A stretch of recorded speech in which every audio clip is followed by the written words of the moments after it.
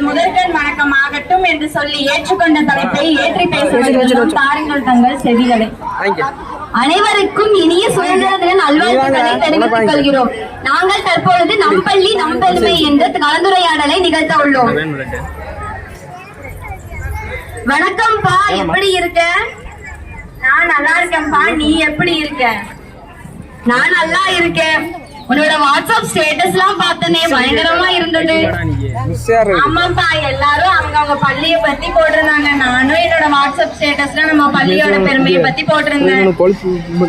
ஆமா ஆமா, நம்மளோட பள்ளியோட பெருமைகளை வா எல்லா மாணவர்களுக்கும் உணர்த்தலாம். சொல்லலாமா?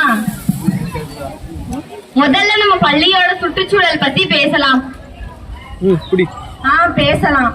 நம்ம பள்ளி இயற்கையோட இணைந்த பள்ளிகள்ல நம்ம பள்ளி மட்டும்தான் இயற்கையோட இணைந்த பள்ளிக்கு முதல் எடுத்துக்காட்டா திகழ்கிறது.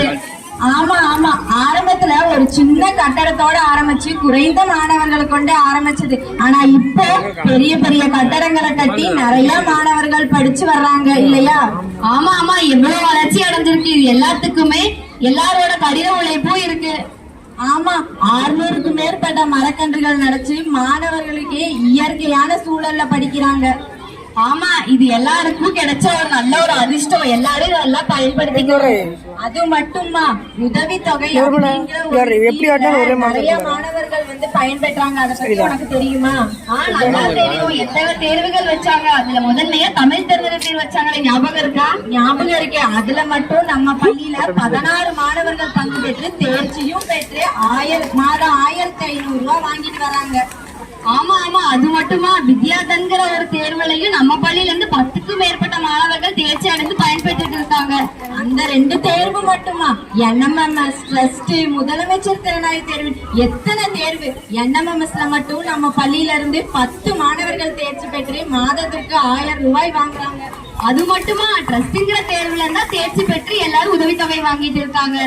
முதலமைச்சர் திறனாய்வு தேர்வுல ஒரே ஒரு மாணவி மட்டும் தேர்ச்சி பெற்று நம்ம பள்ளிக்கு பெருமையை சேர்த்து கொடுத்திருக்காங்க.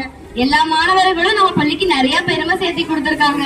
அது மட்டுமா, ஒரு 12ஆம் வகுப்புல படிச்ச ஒரு மாணவி 5 தேர்வுலையும் தேர்ச்சி பெற்று நம்ம பள்ளிக்கு பல்வேறு பெருமைகளை சேர்த்து கொடுத்திருக்காங்க. ஆமா ஆமா, எல்லாத்துக்கும் இந்த நேரத்துல நம்ம நல்வாழ்த்துக்களை தெரிவிச்சுக்கலாம்.